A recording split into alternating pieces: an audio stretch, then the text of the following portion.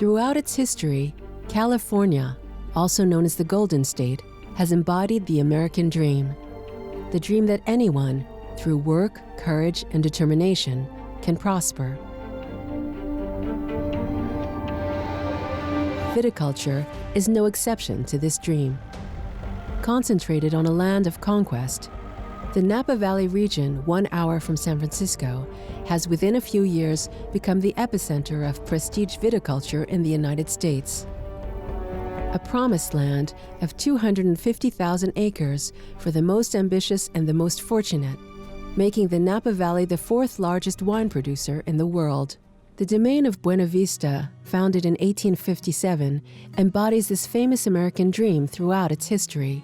Its founder, Augustin Araxi, a Hungarian immigrant, is considered the father of Californian viticulture here. 150 years later, it is once again a foreigner, a Frenchman, who engraves his name in the history of this domain, thus perpetuating the spirit of its founder. Settled in the United States, Jean-Charles Boisset is a vineyard owner who is passionate about his terroir and his principal grape variety, Zinfandel. Since a few weeks, the clusters are in a period of veraison. They change appearance and begin to reveal their potential. Jean-Charles Boisset comes to check on the health of his vineyard with his chief wine grower, Brian Maloney. We have some sunburn we're dealing with right see. now. Look at that. Yeah, so unfortunately, a cluster like this, we're going to have to take the whole thing off because this sunburn right here is going to lead to issues with infection later on. Beautiful skin, though, isn't it? Yeah, this is one of our favorite Zinfandel sites. It goes into our private reserve Zinfandel at Buena Vista. Yep. We get great color and great intensity of this vineyard. It's, for Zinfandel, actually a fairly cool site, so there's lots of those spicy characteristics that come out. I already feel them. Yeah, and then you get those beautiful berry flavors as well. So, fantastic site, one that just, you know, we're in the middle of the season when we got to do some work out in the vineyard. Yeah, we could manage actually keeping more leaf on the vineyard as well to protect it from that amazing sunshine in the afternoon. That would be the ideal. Now, we're at an old site with very, you know, less fertility in the soil, and so that means these vines struggle more with putting out those leaves.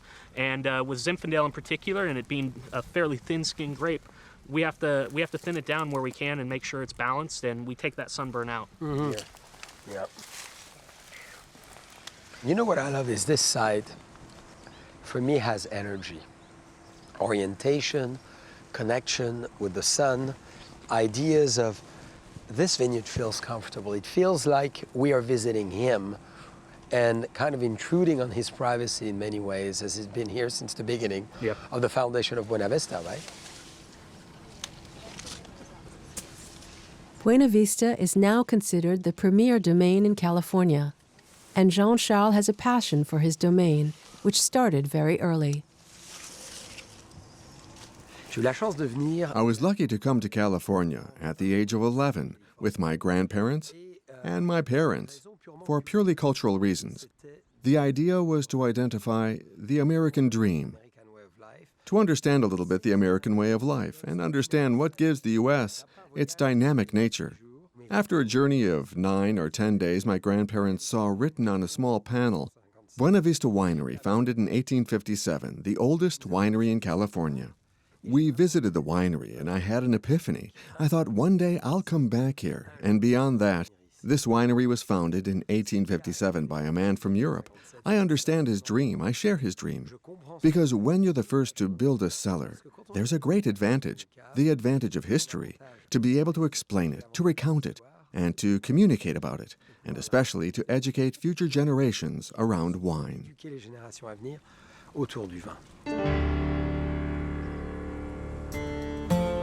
American history deeply marked the vineyards of California with the arrival in the 1860s of the longest railway in America, the Transcontinental, which crosses the United States from east to west.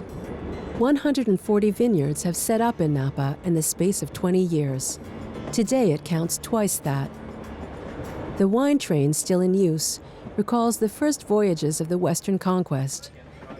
A train with old-fashioned charm transformed into a gourmet restaurant which runs along Route 29 and serves the largest estates of the vineyard route. Karen McNeil is an historian. She is about to publish a reference book on the history of viticulture in California. For her, taking this train is a way to plunge back into the history of this valley. From the late 1700s to the mid 1800s, most of the wine in California was a very small amount, and really the vines were grown only around these small Catholic missions. But then in 1849, the most dramatic thing happened. It was called the Gold Rush, and literally thousands of European men, and men in particular, came to try and strike it rich. Well, of course, most of those men never got rich. And in fact, they were so poor, they didn't have enough money to go home. And so a lot of these young European men turned to the occupations that they knew, which were agriculture and viticulture. So overnight, really, the Napa Valley in particular had a huge pool of talent, people who knew how to make wine, and more importantly almost, a huge market of drinkers in San Francisco, because as a result of the gold rush, San Francisco's population went from 800 people to 25,000 people in just 2 years. So this was sort of the springboard that began the entire wine industry in Northern California.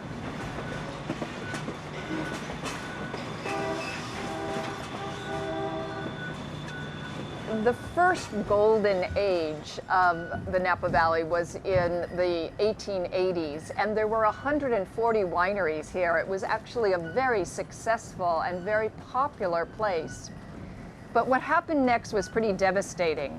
The combination of phylloxera, a vine disease, World War I, Prohibition, the great stock market crash of 1929, and then World War II, the combination of those 5 things absolutely destroyed the industry in Napa Valley. By the end of the 1930s, there were only 4 wineries left. So from that point, it has been very difficult for the Napa Valley to sort of kickstart itself again. But it has, and now the valley is in its second golden age.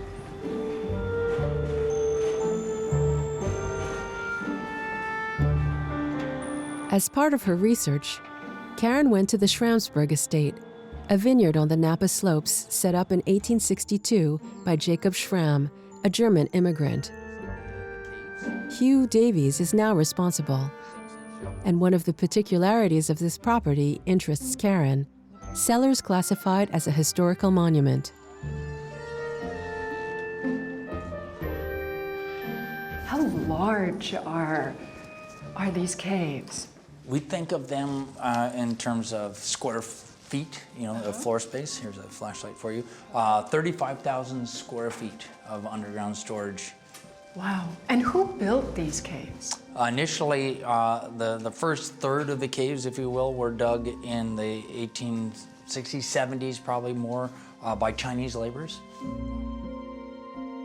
How long do you think it took them? I mean, they must have gone very slowly. It must have been Our sense hard is that work. these caves were dug over 20, 30 years, and that they were done in stages. We have the caves here on this part of the property, but we also have the caves up above. Some of the Chinese workers will never see the end of these galleries, which today contain the entire production of the estate. More than 3 million bottles stored on half a mile of cellars dug into the volcanic rock.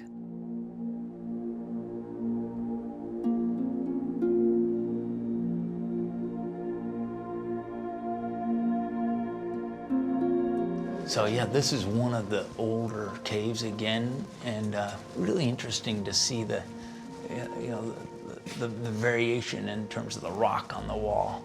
Here you can see on this wall, look at this. Oh, yes. The old pick marks still evident. And I imagine that the effort that would have gone into digging these things out by hand. Oh my goodness. So you've got Yeah. each little mark, probably not accomplishing a tremendous amount, but Look at all these little guys in here. Yeah. And then here and there have been these larger rocks that would have been needed to get pulled out. Like you see those pockets there. It's just astounding looking. I can't even imagine how hard this must have been to do.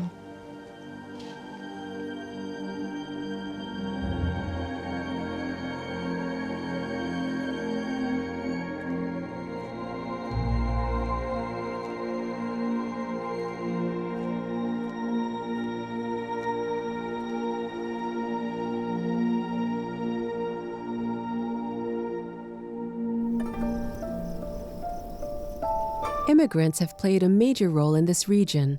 Germans, French, Chinese, Italians, or Mexicans contributed to the development of the valley. A history that originated more than 10,000 years ago with the Wapo Indians, who named the region Napa, meaning land of abundance.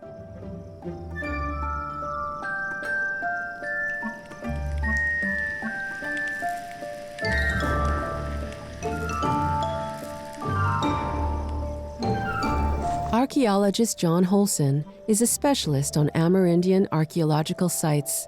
In the company of Dr. Laurie Hager, they explore the vineyards close to the Napa River in search of obsidian carvings, a volcanic rock rich in silica, which testifies to the presence of Wapo villages, exactly where the largest vineyards are found.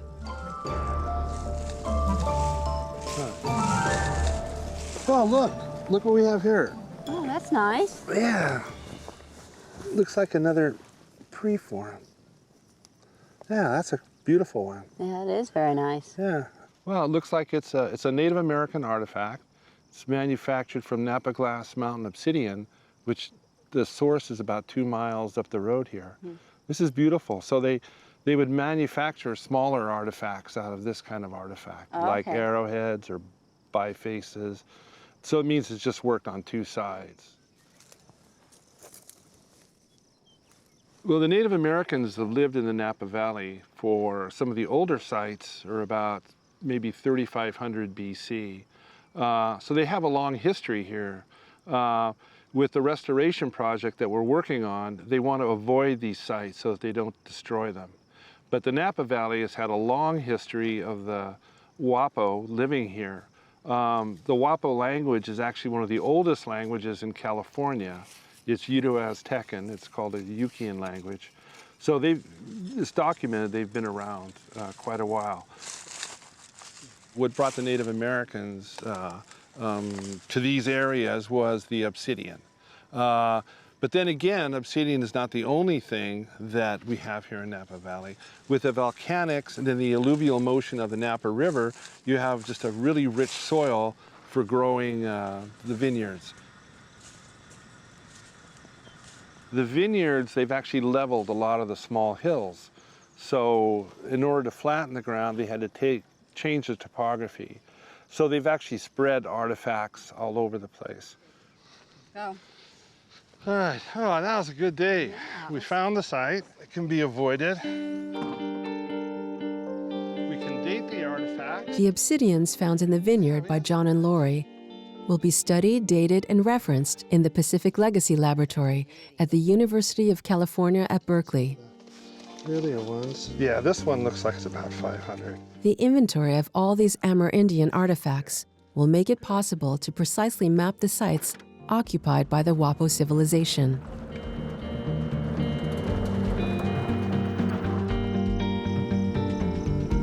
The soils shaped by history and the numerous geological incidents that have marked California combine diverse reliefs. Valleys, hills, gentle or steep slopes, or volcanic residues offer a great diversity of terroirs. Terroirs that allow Californians in Napa to cultivate more than 100 varieties of grapes. Thanks to this great diversity, the wine growers of Napa, like Jean-Charles Boisset, succeed in creating wines with unique qualities from the blending of different grape varieties. I think it's very important that we make something very powerful and very intense. So let's taste the individual parts. So here we have the Zinfandel, and then there's the three complementary varieties for the Count, the Merlot, the Syrah, and the Grenache.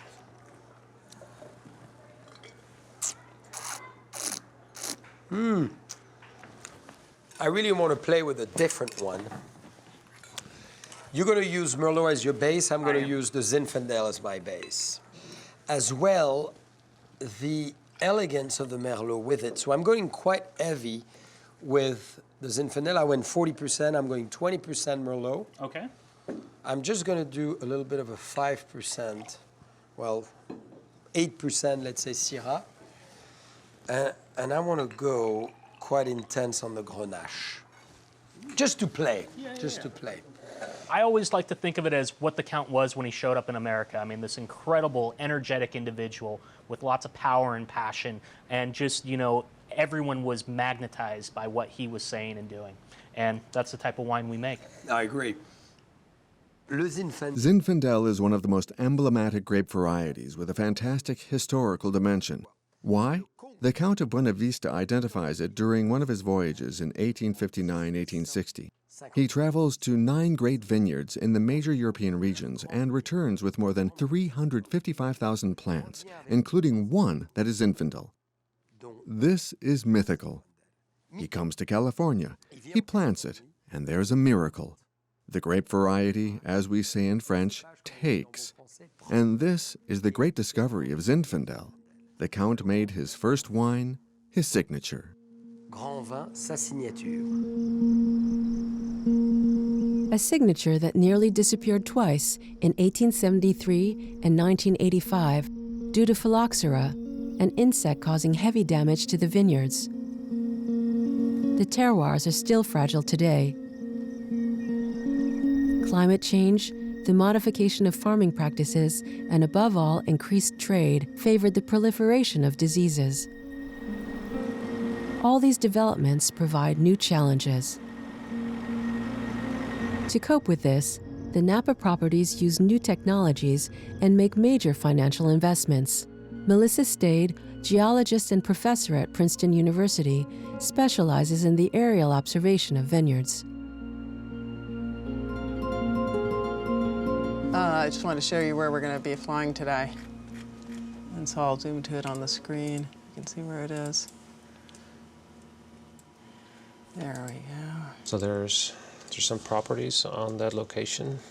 We need to make sure there's that we some avoid those when we fly. buildings here, and there's some, looks like there's some power wires. So I think you should probably fly it at 100 meters. Right. Make sure you stay above everything. And do you know if there's anything, are we flying particular color bands or? Yeah, why don't we just go ahead and do the hyperspectral so that we can look for any diseases that might be there and the water stress. Okay. Yeah, we can program that in. That's no problem. Melissa has designed an ultra-sensitive camera that uses hyperspectral vision. Fly over that way. Mounted on a drone, this innovative technology allows the observation of the vine by analyzing the reflection of light on the leaf.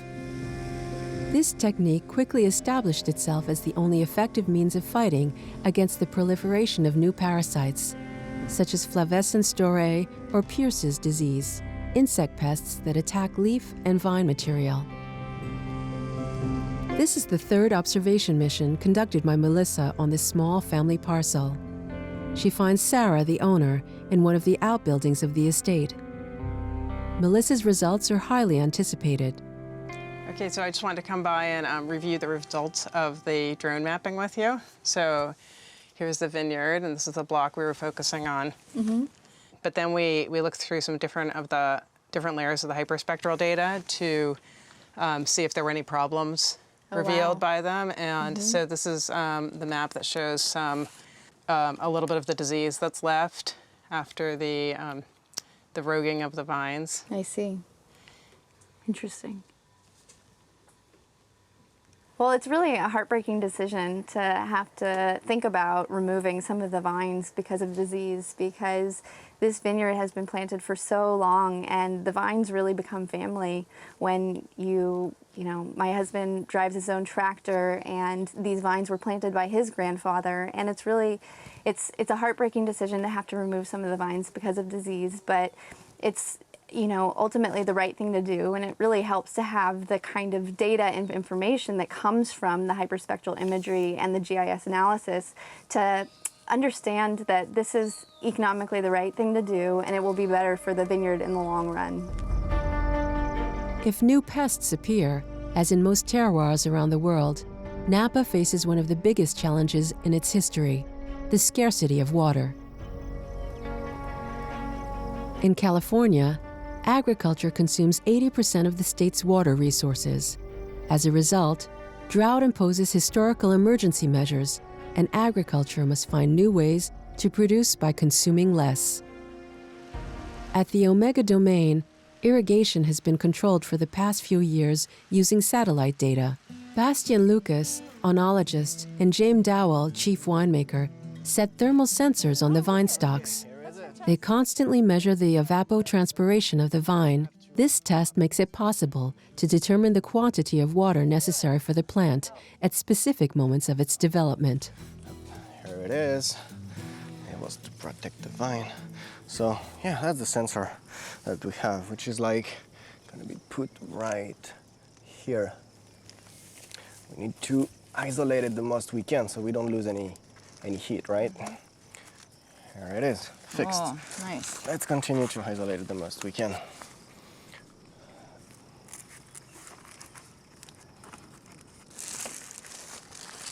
Pull this one for me. There we go. That should do it. All right. Let's see if it works. Did you talked to Fruition, right? And they said they're going to be all ready as soon as we got that sensor connected. They should. Let's take a refresh the look. data. Yep. That's perfect. Hoping. Oh, look at that. I already have the plant's respiration, so it already started to record the data. That's fantastic. Tell me, what is it saying? 0.06 millimeters per hour of evapotranspiration. It is calculated through the water flow that it's recording. That's pretty good. It's not really stressed right now, so we're good. The vine is not suffering.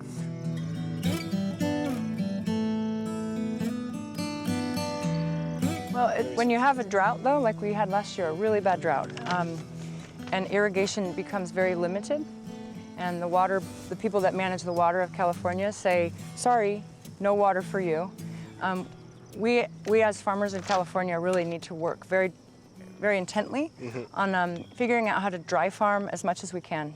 So technology like Thule, which gives us generalized information, in addition to very specific information from Fruition, allows us to make sure we never overwater. We don't want to waste it, right? Because at a certain point, if California continues to dry up a bit, as we've had a lot of dry years in a row, Mother Nature tends to give weather that challenges you on every end, every year. You just don't know what to expect. And this technology really helps us limit our water use. So we only use the water that we actually have to use in order to produce the grapes that we need for the wine that we want to create. Thanks to this technique, Bastien and James have reduced their water consumption by 25%, a necessary revolution for the domain's durability. In attempting to meet the challenge of water, the Californian vineyard continues to embody this ability to evolve in spite of adversity. No test seems to shake the enthusiasm of these individuals. The opportunities to party are many in Napa, and for Jean-Charles Boisset, the release of Karen McNeil's new book on wine is a great opportunity to organize an evening of which he holds the secret. True to his reputation as a great Gatsby, he organizes tastings once a month, inviting the most influential people in the valley. Dear friends, bonsoir!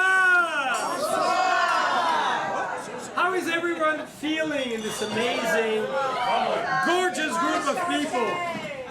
Well, it's so exciting as a Frenchman coming to the United States to see someone so talented, so charming, so focused into beautiful words, understanding wine at the highest level, still being the personality that Karen is, and very importantly as well, having written one of the most incredible books there is. And Karen wrote a book which is really one of the most sold in the world of wine, called The Wine Bible. So not only she deserves to be on the cover, but today, in her rare public appearance, you have the pleasure to see Karen McNeil.